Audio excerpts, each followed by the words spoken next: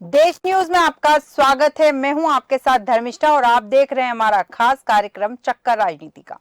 मध्य प्रदेश विधानसभा चुनाव में कांग्रेस की हार होने के बाद से पार्टी के दिग्गज नेताओं द्वारा लगातार बैठक कर हार के कारणों का पता लगाने का प्रयास किया जा रहा है। इसी कड़ी में आज राजधानी भोपाल के कांग्रेस कार्यालय में पार्टी के नए प्रभारी महासचिव भवन जितेंद्र सिंह भोपाल पहुंचे और पार्टी के वरिष्ठ नेताओं की बैठक ली।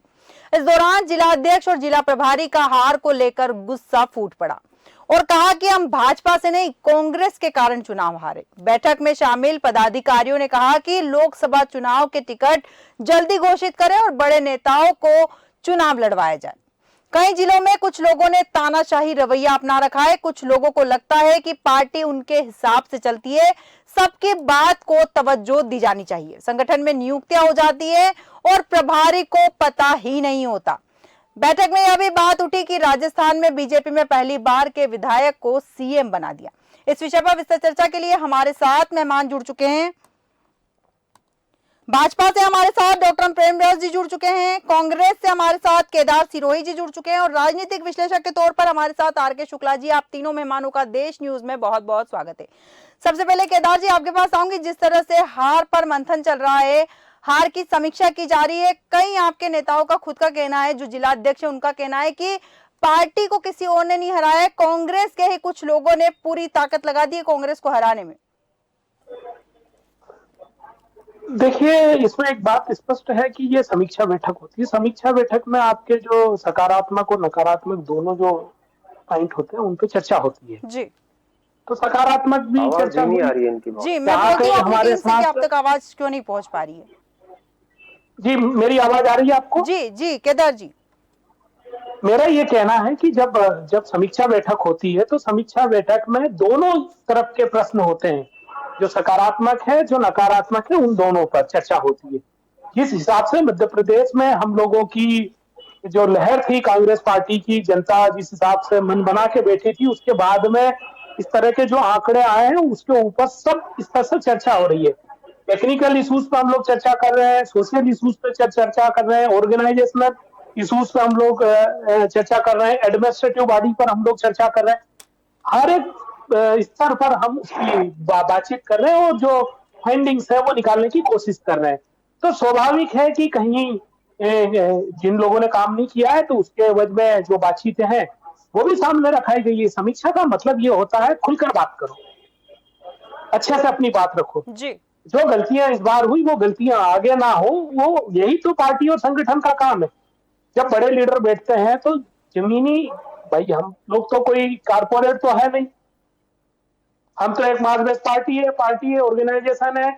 यहाँ पर हर व्यक्ति बराबर का होता रखता है, नीचे ग्रास रूट से लेकर टॉप तक सबको रिस्पॉन्सिबिलिटीज अलग अलग दी जाती है।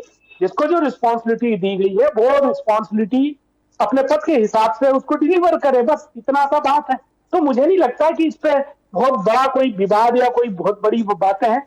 ये एक यूजुअल चर्चा है जिसमें हम लोग अपनी समीक्षाएं करते हैं, जो हमारे कोइन प्रो है उसको समझते हैं और आगे की रणनीति उस हिसाब से बनाने की कोशिश करते हैं। बिल्कुल बिल्कुल, आगे की रणनीति उसी हिसाब से बनाने की कोशिश करते हो। समीक्षा बैठक में हार और जीत के विषय पर चर्चा की जाती है। प्रेमव्रत जी आपके पास आऊंगी। जैसे कि केदार जी ने कहा कि कांग्रेस की लहर दिख रही थी और मोदी की लहर की जब बात आती है तो कांग्रेस के कई दिग्गजों ने कहा कि इस बार कोई मोदी की लहर वहर नहीं थी।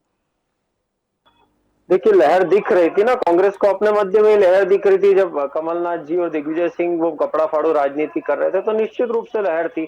और अभी जो लहर है कांग्रेस की वो निश्चित रूप से, जैसे आप छत्तीसगढ़ की बात करेंगे, वहां जो प्रभारी थी शैलजा कुमारी शैलजा, उनके लिए वहां के विधायक अरुण शर्मा जी ने बकायदा प्रेस कॉन्फ्रेंस लेके एक वीडियो जारी करा कि 4 करोड़ रुपए इन्होंने अपने परिवार को पहुंचाए और उसके बाद उनको हटा दिया गया।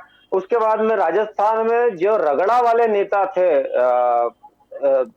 पायलट जी, उनको वहां पहुंचा दिया गया। मध्य प्रदेश में जो जनता को राक्षस कहते थे उनका भी स्थानांतरण कर दिया गया। तो मेरे को लगता है कांग्रेस अगर पूर्व में ये कृत्य कर लेती, ऐसे स्थानांतरण हो जाते, तो निश्चित रूप से जो लहर थी, भारतीय जनता पार्टी जीतती तो सही, लेकिन हो सकता है 2-4 सीटों का अंतर आ जाता। लेकिन उलट इसके कांग्रेस, आप जीतू पटवारी जी का स्टेटमेंट देखिए, अभी अध्यक्ष बनाया गया है, उन्होंने एक बार भी ईवीएम को दोष नहीं दिया है।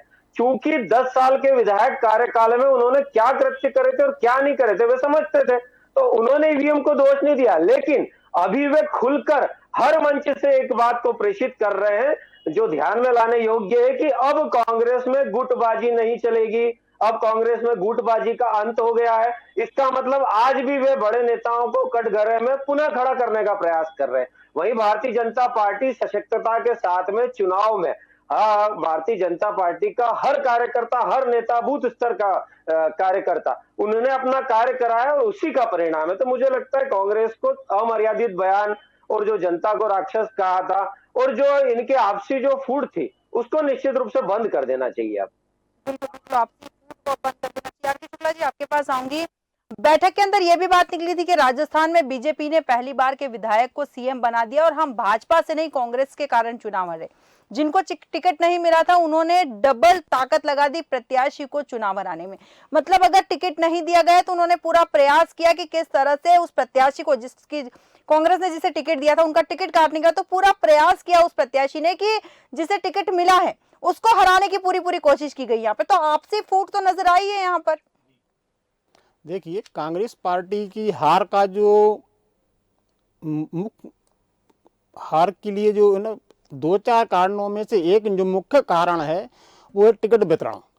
निश्चित रूप से कांग्रेस पार्टी में ने जो टिकट वितरण हुआ था वो जिन्हें गुटबाजी के माध्यम से हुआ था। एक गुट के आदमी ने बिना किसी जो है ना जनाधार को देखे अपने गुट को या अपनी ताकत को बढ़ाने के लिए टिकट वितरण किया था। अब चूंकि जिस क्षेत्र में दूसरी कार्यकर्ता लंबे समय से कांग्रेस पार्टी की सेवा कर रहे थे और चुनाव का इंतजार कर रहे थे कि हमें टिकट मिलना चाहिए, और स्वाभाविक रूप से शायद वो लोग उसके हकदार भी थे, लेकिन उनका हक मारकर जहां दूसरी तरफ गुटबाजी के कारण ऐसे लोगों को टिकट दिया गया जिनका जनता के बीच में कोई निरंतर संपर्क नहीं था जी।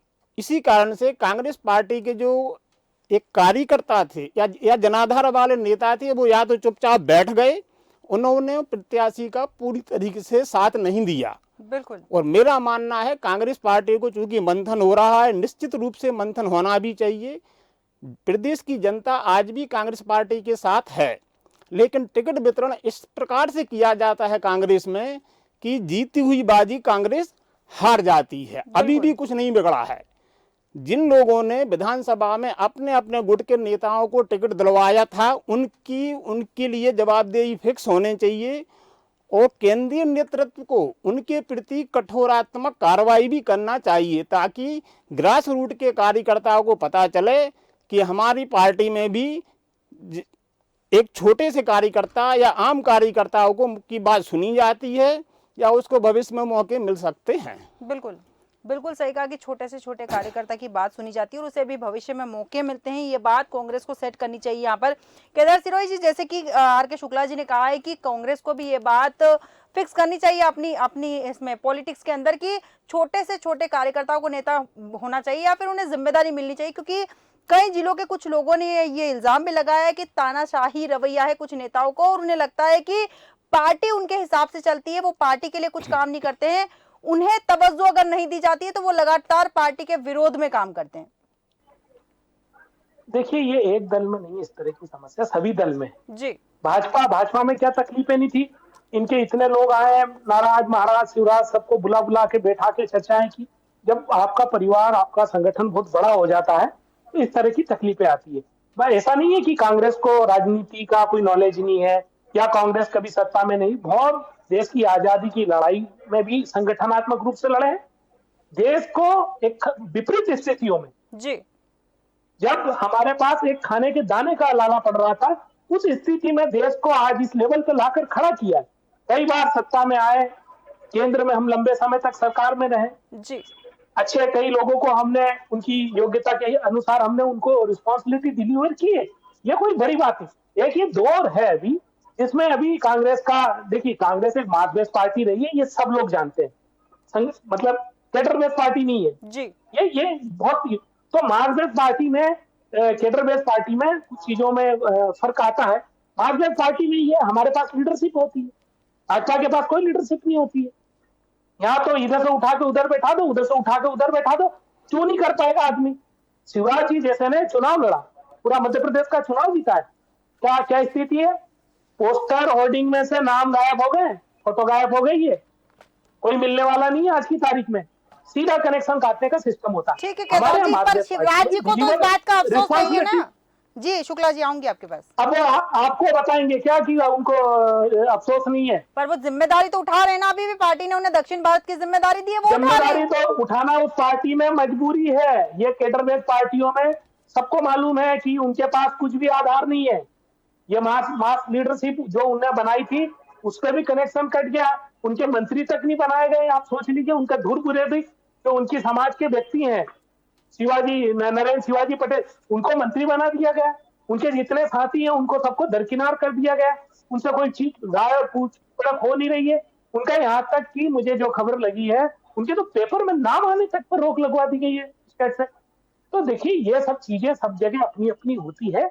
मैं ये मानता हूं अभी हम हारे हैं, हमारे यहाँ 100 कमियां हैं, कोई तकलीफ नहीं जी। जितनी ज्यादा कमियां हम लोगों को पता पड़ेगी, जितनी कमियां को हम रिजॉल्व करेंगे, जितनी कमियों का अच्छा समाधान निकालेंगे, ये हमारे लिए अच्छा होगा। तो आप जितने भी लोग हमको सलाह दे रहे हो, भाजपा वाले भी जो हमको सलाह दे रहे हैं, तो हम लोग लेंगे, उसमें कोई तकलीफ नहीं है भाई। आप कम से कम हमारी ऑर्गेनाइजेशन को इम्प्रूव करने की सोच रहे हैं, आपके मन में विश्वास है कि हम आएंगे तो जनता के लिए अच्छा करेंगे।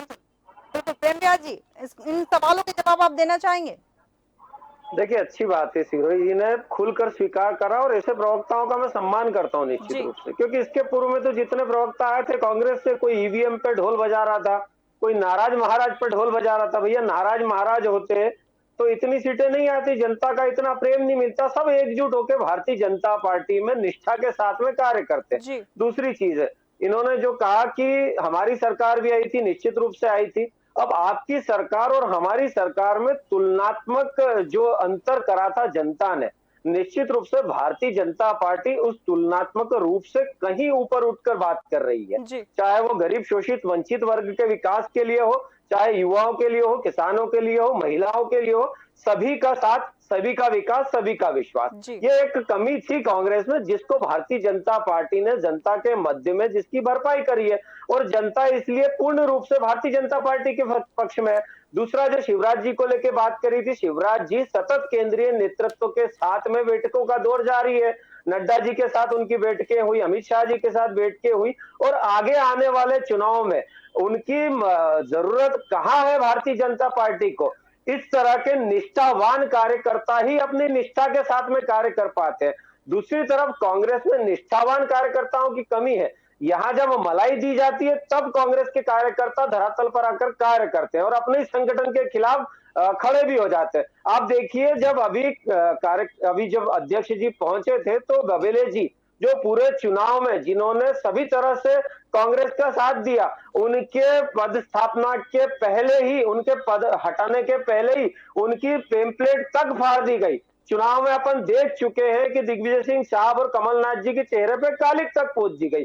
उसके बाद में घमंडिया संगठन का एक रैली थी, लेकिन जहां डीएमके के बयान चालू हुए, उस रैली को रद्द करना पड़ा और खुलकर उसका विरोध भी नहीं कर पाए। तो मुझे लगता है कि यहाँ भी कांग्रेस को कार्य करने की आवश्यकता है कि जहां सनातन विरोधी कार्य हो, वहां कांग्रेस खुलकर साथ दे। जहां भारत की प्रगति का प्रश्न हो, वहां कांग्रेस खुलकर साथ दे। हम लोग धार्मिक संगठन नहीं है, हम लोग धार्मिक संगठन नहीं है। मैं भी हिंदू हूँ, अच्छी जाति से हूँ, क्या धार्मिक संगठन नहीं है। अभी हम लोग राजनीतिक संगठन है। शिक्षा की बात करिए, आप स्वास्थ्य की बात करिए, सुनिए, शिक्षा बोल दीजिए, डीएमके का बयान सही है। आप बोल दीजिए डीएमके का बयान सही है। की बात करिए, आप बोल दीजिए डीएमके का बयान सही है। हिंदू कौन है, हिंदू आपने हिंदू ईसाई है, कमीशन की रिपोर्ट पढ़ी या नहीं पढ़ी? आप बोल दीजिए उसको, करते नहीं हो। आप आंकड़ों की बात करते नहीं हो, आपको जो विषय चल रहा है उसकी जवाब दे दीजिए। मैं सिर्फ सब धर्म की तरह बात के जवाब करते हैं, देने हम के लिए आपसे ज्यादा बाध्य हूँ, धार्मिक है भाई। लेकिन जो प्रश्न अरे है आपसे उसका ज्यादा जवाब दे धार्मिक हम दीजिए। लोग हैं यार। आपके हम घमंडिया अपने दल धर्म का की मार्केटिंग नहीं करते। जो यहाँ अरे पर आप रैली होने पार्टी से वाली थी वो संबंध क्यों रखते हो, कैंसिल हुई? सिर्फ पार्टी का जवाब बड़ा दे नेता अपनी दीजिए। माँ को लाइन आप लगा राम देता है विरोध में मार्केटिंग क्यों के खड़े लिए। हुए? जब उसका जवाब नोटबंदी दे होती है दीजिए। नरेंद्र मोदी अपनी आप माँ को उसका लाइन में लगा समर्थन देते कर हैं। रहे हैं, इस इसका लेवल की जवाब दे राजनीति दीजिए। आप करते हो। अभी जो उत्तर व्यक्ति प्रदेश इस और संस्था का ऐसे सर्वोच्च राज्यों को आदमी कहा जब अपनी माँ गोमूत्र को है। लाइन ठीक है, में खड़ा प्रेम व्यास करता जी, है, केदार तो जी, उसके लिए देश कि की वो जनता क्या प्रेम करे? व्यास जी, आपके लिए केदार जी, देश राजनीति और केदार जी, सत्ता आपके लिए कोई काम की नहीं है। आपको समझ बिल्कुल नहीं है। केदार आपको जी, शिक्षा, स्वास्थ्य, बेसिक मुद्दों पे किस चीजों पर है, ठीक है, बिल्कुल आप सही लोगों को कहा काम आपने करना कि चाहिए आप प्रदेश में। धार्मिक पार्टी सरकार नहीं है। क्यों मेरा नहीं भी वही चाहिए? सवाल है केदार जी, मेरा भी वही सवाल है कि धार्मिक पार्टी नहीं है, धर्म के लिए खड़े मत होइए, लेकिन धर्म के खिलाफ भी नहीं बोलना चाहिए। जो नेता धर्म के खिलाफ बोल रहे हैं उन्हें भी अपनी मर्यादा में रहना चाहिए कि किसी की धार्मिक भावनाओं को देखिए धर्म के आहत खिलाफ नहीं कोई नहीं करना बोलता चाहिए। है।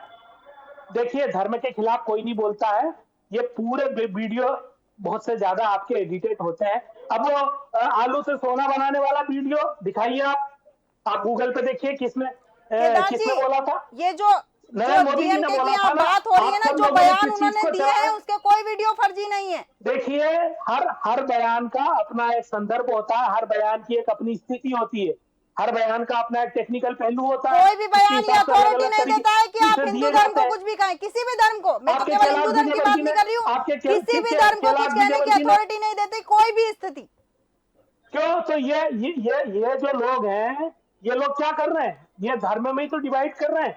पहले हिंदू मुस्लिम सिख ईसाई में बांटा, अब जातियों में बांट रहे हैं, जातियों में लड़ा रहे हैं। आप उप प्रधानमंत्री उपराष्ट्रपति जो धनखड़ हैं वो जातिगत बात कर रहे हैं कि मैं जाट हूं, मेरे जाटों का अपमान कर दिया, किसानों का अपमान कर दिया। अरे आप संवैधानिक इतने बड़े पद पर बैठे हो, वहां पर जाके आपको ये बात आई क्यों? क्योंकि अभी आपको पता है कि भाजपा पूरे साउथ में जा चुकी है। नॉर्थ इंडिया में किसान आंदोलन का अभी भी गुस्सा है। जातिगत वहां पर देखा जाए तो पहलवान और इसमें हुआ है, तो जाटों को साधने के लिए जातिगत बातें कर रहे हो जी प्रेम आप तो धर्म से जाति पे आ गए। जब आपको ये चीजें नहीं दिखती भाई, राष्ट्र और देश चलाना जो है, उनकी प्रदेश मिमिक्री चलाना है है, उसका तो सपोर्ट उसकी करते हैं तो नीतियों खुल पे के बोल दीजिए कि जो धनखड़ जी की उपराष्ट्रपति की मिमिक्री हुई है वो सही है, आप उसको खुलकर स्वीकार कर लीजिए। अरे भाई जी, मैं खुद भी जाट हूँ, कांग्रेस का चरित्र ही ऐसा है, आप बता दीजिए ना, फिर क्यों नहीं स्वीकार कर रहे? मैं भी उसी जाति से हूँ जिस जाति से तो धनखड़ फिर जी हैं। आप समर्थन तो क्या कर रहे हैं करें? उनका। नहीं, आपने विरोध में एक शब्द तो कहा, आप नहीं, विरोध मैं ना जातियों करते के हुए आधार पर समर्थन बांटेंगे कर क्या? रहे हैं। अपराध नहीं, का नहीं, मौन स्वीकृति, तो फिर उसका समर्थन जो कहलाती है। पहलवान आप बहुत मामला था वरिष्ठ उसमें क्या है, हुआ? मुझे आपको समझाने की आवश्यकता नहीं है। आपको समझना अपराध है की ही नहीं, मौन मैं ये स्वीकृति कहता हूँ। उसके देखिए, समर्थन के लिए, भाजपा को- उसके प्रचार के लिए होती है। अब आप मुझे बताइए, दूसरा ये उत्तर प्रदेश का गौमूत्र धनखड़ राज्य जी कहा है, वाले का गौमूत्र राज्य कहा है। ठीक है, प्रेम व्यास जी, केदार जी, यहाँ मुद्दे से नहीं भटकेंगे। प्रेम व्यास जी, केदार जी मुद्दे से नहीं भटकेंगे। आर के शुक्ला जी, आपके पास आऊंगी। मध्य प्रदेश कांग्रेस की कार्यकारिणी भी भंग हो चुकी है, नई कार्यकारिणी के सामने क्या चुनौतियां रहने वाली है? देखिए, कांग्रेस पार्टी ने निश्चित रूप से अपनी जो अभी विधानसभा में गलतियां हुई थी उनको सुधारा है ना। नया प्रदेश अध्यक्ष दिया है, नेता प्रतिपक्ष दिया है, उपनेता दिया है, और तीनों ही नेता यंग है और उन तीनों की एक अपनी कार्यशैली है। आज जैसे कि अभी आप ये ने बताया कि आज ये ना पुरानी कार्यकारिणी भंग कर दी गई है। निश्चित रूप से ये ना जीतू पटवारी जी अपनी तरीके से एक नई कार्यकारिणी का गठन करेंगे, उस कार्यकारिणी में नए लोगों को भी मौका देंगे, ऐसी आशा मैं करता हूं। क्योंकि जनता मध्य प्रदेश की 40% के आसपास जनता आज भी कांग्रेस पार्टी के साथ खड़ी हुई है। अब उनको ज़रूरत है, जो उनके अपने कार्यकर्ता निराश हो गए हैं या जो काम छोड़ के बैठ गए हैं, लेकिन आज भी उनकी ये ना वफादारी कांग्रेस पार्टी के प्रति है।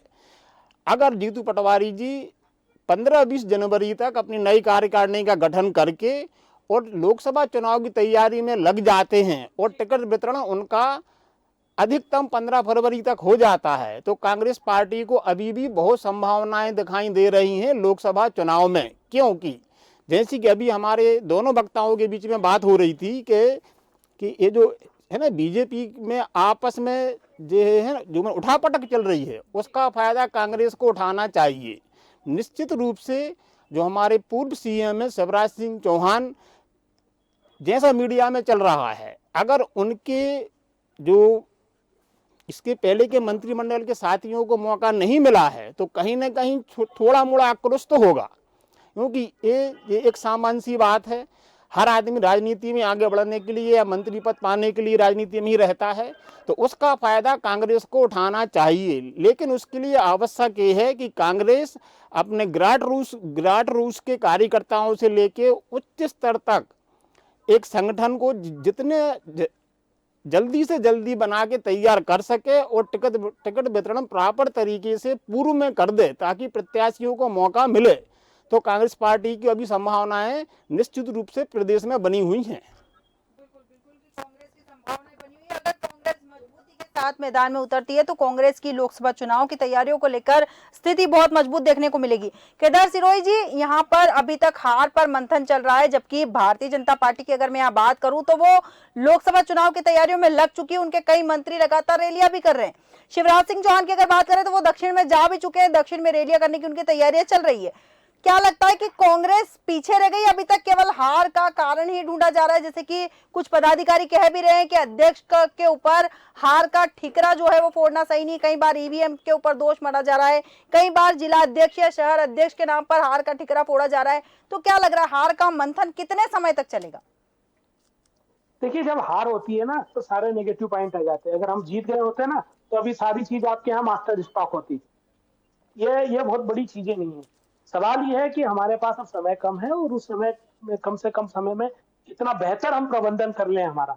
देखिए, ये शुक्ला साहब ने सही कहा है कि इतने लंबे समय से हम सत्ता में नहीं, उसके बाद भी हमारे पास 40-42% लोग आज भी खड़े हैं।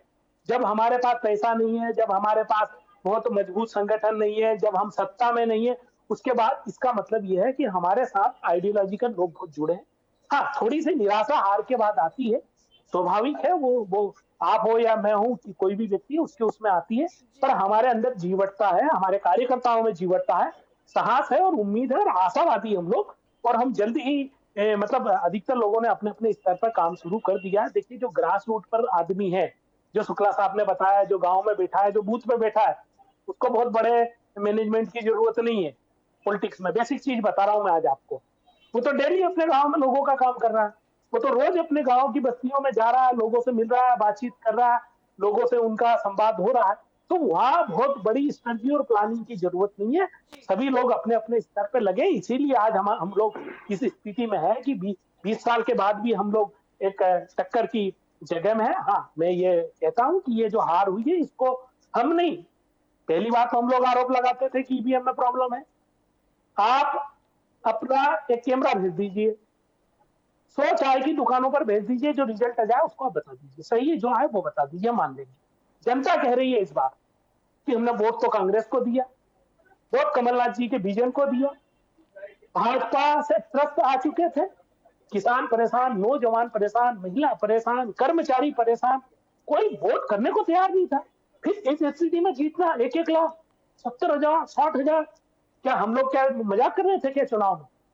ऐसा तो नहीं है कि हमारा कोई मैनेजमेंट ना हो, हमारे पास कोई अनुभव ना हो। हमारे पास भी अच्छे अच्छे लीडर्स हैं। मान लिया कि 1, 2, 4, 6, 8 जगह बहुत ज्यादा तकलीफें होंगी, इसका मतलब ये थोड़ी 230 जगह तकलीफें रही। इसका ये भी मतलब नहीं है कि हमारे पास कोई प्लानिंग और स्ट्रेटजी नहीं रही हो। ऐसा नहीं हो कि we are very new in the segment ना, ऐसा भी नहीं था। प्रॉब्लम है, टेक्निकल इश्यूज है, मैं ये कह रहा हूं, इस पर खुलेआम बात होनी चाहिए। देखिए, अभी देश के कई जाने माने लोगों ने, योगेंद्र यादव हो या जो भी बड़े बड़े जो भी लोग हैं, उन्होंने कहा कि ईवीएम से जो वोट हो रहा है उसकी की जो पर्ची है वो एक दूसरे डब्बे में डालने की परमिशन हो जानी चाहिए। काहे के दर्द हो रहा है, जो तकलीफ हो रही, जब भी वांट ट्रांसपेरेंट मैकेनिज्म ना, हम लोग तो यहाँ पर ट्रांसपेरेंट। आप ही के सवाल के साथ प्रेम व्यास जी, जैसा कि कांग्रेस पार्टी अभी तक हार को लेकर मंथन कर रही है, हार के ऊपर चर्चाएं चल रही है, लोकसभा चुनाव की तैयारी को लेकर कांग्रेस प्रवक्ता का कहना है कि हमारी तैयारी चल रही है, चालू हो चुकी है। आपको क्या लगता है कि ये जो मंथन है कितने समय तक चलने वाला है? कांग्रेस लोकसभा चुनाव को लेकर आपको कितनी चुनौती देने वाली है? देखिए, भीतर से मेलो व्यू, बाहर रूप अनेक, नारायण तासो भलो कहुआ तन मन एक। कांग्रेस की करनी और कथनी जनता देख चुकी है, वहीं भारतीय जनता पार्टी के साथ में सदृढ़ता के साथ में पूरी जनता खड़ी है। अब मैंने इनसे जो प्रश्न करा था, मैं पुनः शायद इनके संज्ञान में आ जाए, क्योंकि अब जवाब तो नहीं दे पाएंगे, कि जीतू पटवारी जी जो अभी जिनको आपने अध्यक्ष बनाया, उनके यहाँ 8 में से 7 वार्ड में पिछले 15 वर्ष में भारतीय जनता पार्टी का पार्षद ही जीतता आ रहा है। दूसरी चीज है, उन्होंने क्यों नहीं ईवीएम पे प्रश्न उठाया? आप उनके जितने स्टेटमेंट थे, चाहे वो जी न्यूज पे हो, चाहे देश न्यूज पे हो, चाहे किसी भी न्यूज पे हो, उन्होंने ईवीएम पे प्रश्न इसलिए नहीं उठाया क्योंकि कांग्रेस के कई सारे जो पदाधिकारी थे या जो विधानसभा के प्रत्याशी थे, उनको समझ थी कि उन्होंने क्या कृत्य करा है, उनकी पार्टी ने क्या कृत्य करा है। तो निश्चित रूप से जो हार का मुख्य कारण था वे स्वयं जानते हैं, पर सिर्फ ईवीएम पर दोष दिया गया। और वहीं भारतीय जनता पार्टी ने जो विकास कार्य किए थे, चाहे वो डबल इंजन की सरकार ने हो, चाहे भारतीय जनता पार्टी के मुख्यमंत्री माननीय शिवराज सिंह जी चौहान ने हो, जितने भी विकास कार्य करे थे जनता उनके साथ थी। सिर्फ कांग्रेस के जो कतिपय लोग थे वो कांग्रेस को जाके बताते थे और कांग्रेस उसको आंख मूंद के मान लेती। जनता के बीच में कांग्रेस ने कभी जाने का प्रयास नहीं करा। वहीं भारतीय जनता पार्टी का कार्यकर्ता बूथ स्तर तक के सभी लोगों से मिला, वोटिंग परसेंटेज बढ़ाई, उसके लिए एक निश्चित कार्यशैली, कार्य पद्धति, बैठकों का दौर, सब कुछ हुआ था और उसके पश्चात अभूतपूर्व मतों के साथ में भारतीय जनता पार्टी विजय हुई। और मैं आपके चैनल के माध्यम से धर्मिष्ठा जी पुनः दावा करता हूँ 29 में से 29 सीटें भारतीय जनता पार्टी पुनः जीत कर आएगी। ठीक है प्रेम व्यास जी, जैसा कि आपने कहा कि 29 में से 29 उसमें आपके आंकड़ा बता दीजिए 10-10 लाख से कितनी जीतेंगे? ईवीएम की बात कर लेते हैं अपन। 10 लाख से जीतेंगे। Just listen me what you are saying about EVM. You had talked about EVM before also. When Delhi court permitted for EVM that you have to, if you want to check, you can come there. On the technology. That was decided by Delhi court, and you were not going there. That was your fault. ठीक है प्रेम व्यास जी, केदार जी, Whenever the things come on you ever do right thing. जब आपके हित की बात होती है आप मना कर देते हो। जब ईवीएम की बात होती है आप सुनने की भी क्षमता रखिए। What I say to you, just if you want to ठीक है प्रेम व्यास जी, केदार जी, चूंकि हमारे पास समय की सीमा है, प्रेम व्यास जी, केदार जी, हमारे पास समय की सीमा है, हम इस चर्चा को और आगे ले जा सकते हैं, लेकिन हमारे पास समय की सीमा है, इसलिए हम इस डिबेट को यही खत्म करेंगे। हमारे पास समय की सीमा है। प्रेम व्यास जी, केदार जी, आर के शुक्ला जी, आप तीनों मेहमानों का बहुत बहुत धन्यवाद हमारे साथ विस्तार चर्चा में शामिल होने के लिए। छतरपुर कांग्रेस के जिलाध्यक्ष महाप्रसाद पटेल ने कहा कि कांग्रेस के कुछ लोग इसी ताकत में लगते हैं कि पार्टी को कैसे हराए, उन्होंने जिताने के लिए कोई ताकत नहीं लगी। मध्य प्रदेश विधानसभा चुनाव में कांग्रेस की हार होने के बाद से पार्टी के दिग्गज नेताओं द्वारा मंथन किया जा रहा है और बैठकों का दौर जारी है, लेकिन अब तक ये निर्णय नहीं लिया जा चुका है कि किसकी वजह से हम लोग हारे हैं। अभी तक केवल मंथन चल रहा है और मंथन में से कब कुछ निकल के आएगा ये देखना दिलचस्प होगा। फिलहाल हमारे खास कार्यक्रम में इतना ही। आप बने रहिए देश न्यूज के साथ।